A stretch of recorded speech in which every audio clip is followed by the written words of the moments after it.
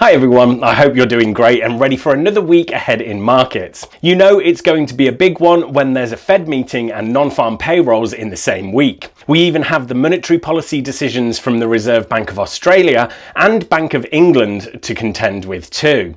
So lots to discuss, stay right there. GKFX Prime presents the week ahead.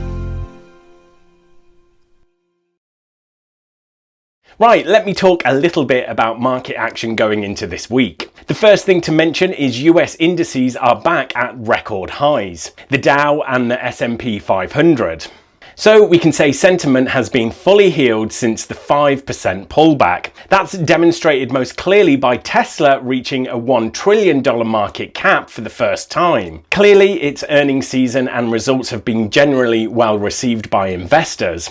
Perhaps one conclusion we can reach is that it's not the Fortune 500 companies that are feeling the strain from the ongoing supply chain constraints.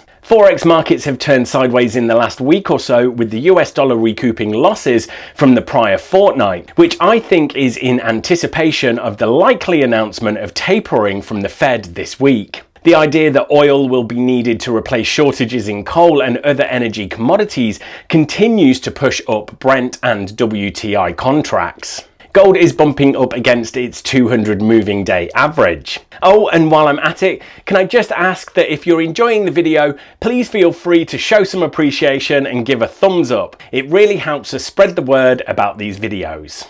Now, last but not least, let's have a look at several economic calendar highlights. So in chronological order, there is the RBA, which is expected to keep policy unchanged. In October, they reduced asset purchases but extended the length of the program, so it was seen as a dovish taper. The RBA isn't planning a rate hike until actual inflation is sustainably within 2 to 3% target range, a condition unlikely to be met before 2024. Moving on to the Bank of England, financial markets have priced in a UK rate hike this week, so the failure to do so would be a surprise. The Federal Reserve is of course the big one. It seems market participants are ready for tapering to officially begin this month. A delay to December would be a dovish surprise.